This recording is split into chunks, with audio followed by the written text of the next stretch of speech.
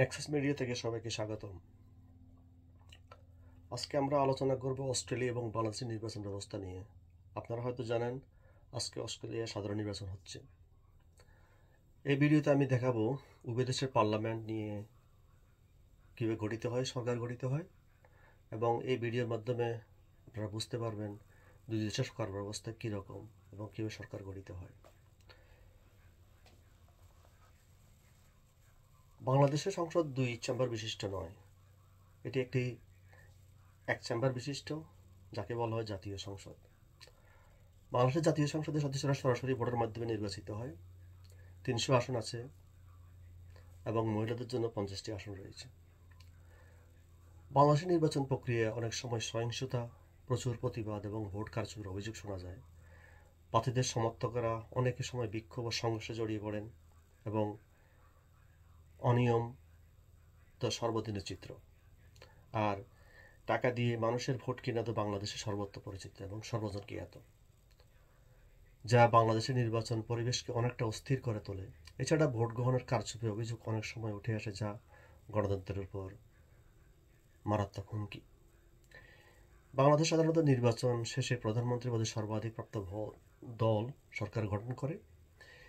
আমার জানা মতে out of 300 maybe the one party have to get the majority, they need 176 in the constituency. আমরা এখন আলোচনা করব অস্ট্রেলিয়ার সাধারণ সরকার ব্যবস্থা নিয়ে। অস্ট্রেলিয়াতে সংসদ দুই স্তর বিশিষ্ট। একটাকে বলা হয় লোয়ার হাউস আর আপার হাউসকে বলা হয় সিনেট। তো লোয়ার হাউসে তাদের 150টি আসন রয়েছে এবং যেই জোট বা যেই পার্টি 76 আসন পায় তারাই সরকার মেজরিটি পায়।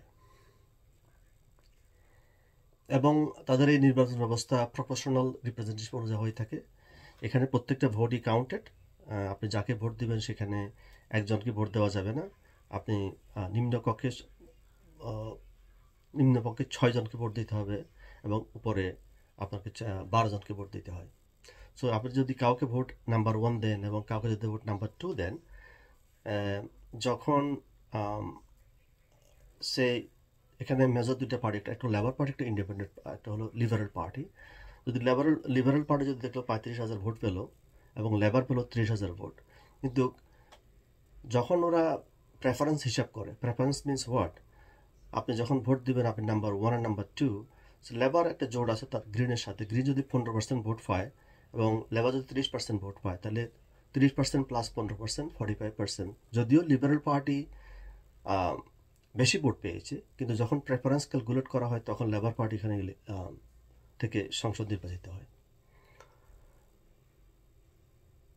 অস্ট্রেলিয়াতে নির্বাচনের প্রধানমন্ত্রীর সংখ্যাগরিষ্ঠতা দল সরকার নেতৃত্ব দেয়। আমি যেটা বলেছি সেখানে 76 আসন যারা পায় তারা সরকার গঠন করে। যদি কোনো দল সংখ্যাগরিষ্ঠতা না পায় তবে তারা অন্য দলের সাথে জোট বেঁধে সরকার গঠন করতে পারে।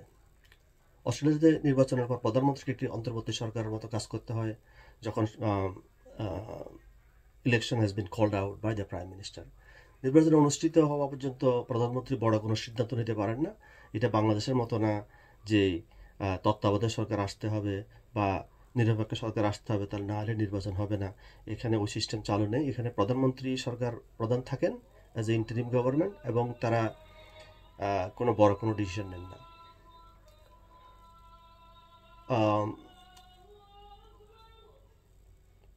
নির্বাচন প্রতিটি রাজনৈতিক দল তাদের নীতি ও প্রতিশ্রুতি নিয়ে 4টি পেশাদার বিতর্ক অনুষ্ঠিত হয়। এখানে হয়েছে, আজকে হলো নির্বাচনের দিন, এর আগে 4টি ডিবেট হয়েছে, prime minister versus opposition leader. And according to the poll, here poll is almost accurate.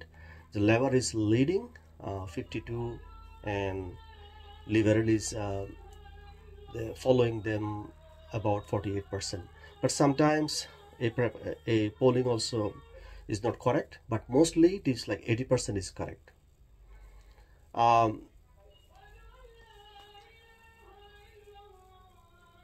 এখানে আমরা দুই দেশের নির্বাচন ব্যবস্থার কিছু মূল পার্থক্য দেখাবো।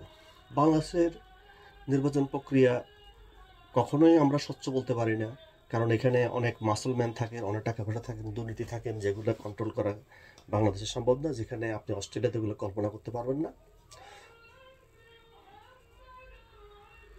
এতটুকু আলোচনা থেকে আমরা বলতে পারছি বাংলাদেশের নির্বাচন প্রক্রিয়া সহিংসতা এবং অনিয়মের অভিযোগ অনেক বেশি, কিন্তু অস্ট্রেলিয়া থেকে নির্বাচন অনেক বেশি সুষ্ঠু এবং মুক্ত। এছাড়া অস্ট্রেলিয়ার প্রধানমন্ত্রী নির্বাচনে জনগণের সামনে নিজের নীতি ব্যাখ্যা করে থাকেন বিতর্কে, এবং সাধারণত মানুষ তাদের যখন নীতি শোনে তারা এখন ডিসাইড করে based on this policy and strategy যে হুইচ পার্টি ইজ প্রেফারেবল আর which party can do better for the country. Then মানুষ তখন তার নিজস্ব পার্টি নির্বাচন করে। এখানে যদিও কিছু লেবারের কিছু বোনাফাইড সাপোর্টার অলওয়েজ আছে এবং লিবারেরও কিছু বোনাফাইড সাপোর্টার আছে, আর এখানে যারা মিডল ক্লাস আছে যারা অথবা যারা ইমিগ্রেন্ট আছে তারা মোটামুটি লেবারকে সাপোর্ট করে এবং গ্রিনকে সাপোর্ট করে। গ্রিন পার্টি হলো আপনি হয়তো দেখবেন ইউরোপ বা ওয়েস্টার্ন কান্ট্রিতে গ্রিন পার্টি ওরা পরিবেশ আন্দোলন নিয়ে কাজ করে, অ্যান্ড তাদের most of the agenda is against the gas extraction, the oil exploration, and they believe in the renewable energy. So that's the main agenda to save the environment. That's why they got a lot of support from the mass people. আশা করি আপনাদের এই ভিডিওতে ভালো লাগবে। আমি এখানে কিছু video footage এবং কিছু ছবি অ্যাড করে দেবো, তারপর বুঝতে পারবেন যে এখানে নির্বাচন দিন এখানে কী কী হয়ে থাকে, মানুষ কীভাবে ভোট দিয়ে থাকে। আর এখানে নির্বাচন সাধারণত এখন হলো আপনার সময় 2:54 এবং ভোট চলবে সন্ধ্যা 6টা পর্যন্ত। আমরা আবার রাত 10টার মধ্যেই সব নির্বাচনের ফলাফল চলে আসবে, কোন পার্টি কত আসন পেল এবং কে সরকার গঠন করতেছেন। আর একটা জিনিস বলে রাখা ভালো, সেটা হলো অস্ট্রেলিয়া টোটাল আপনার ভোটার হলো 17 million people, and out of 17 million people already 6 million লোক অলরেডি ভোট দিয়ে দিছে। এখানে 3 সপ্তাহ আগে ফ্রি বুথ ওপেনিং হয়। এখানে মানুষের নিতান্ত প্রয়োজন, অনেকে হয়তো কাজে যায়, অনেক হয়তো অসুস্থ, অনেক অথবা রিলিজিয়াস কারণে মানুষ ভোটের দিন ভোট দিতে পারে না। তো সবাইকে যাতে ভোট দিতে পারে সেই জন্য 3 সপ্তাহ আগে সব পোলিং সেন্টারগুলো ওপেন থাকে। মানুষ যদিও কিছু নিয়ম কারণ রয়েছে, কিন্তু মানুষ আপনি যদি যান আপনাকে নিতান্তই ফেরাবে না, আপনিও ভোট দিয়ে আসতে পারবেন যদি কোনো কারণে আপনি আগে ভোট দিতে চান। আর একটা জিনিস বলে রাখা ভালো, সেটা হলো এখানে নির্বাচন প্রক্রিয়া খুবই স্বচ্ছ এবং এখানে কোনো মিছিল নেই, কোনো মিটিং নেই, কোনো হাঙ্গামা নেই, কোনো জোর জবরদস্তি নেই।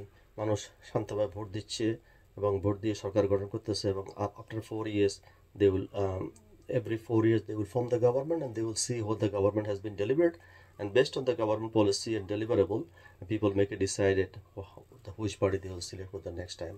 And thanks for watching. সঙ্গে থাকুন, হয়তো আরেকটা ভিডিওতে অন্য প্রসঙ্গ নিয়ে আসবো। আপনার সবাইকে ধন্যবাদ। Thank you, by.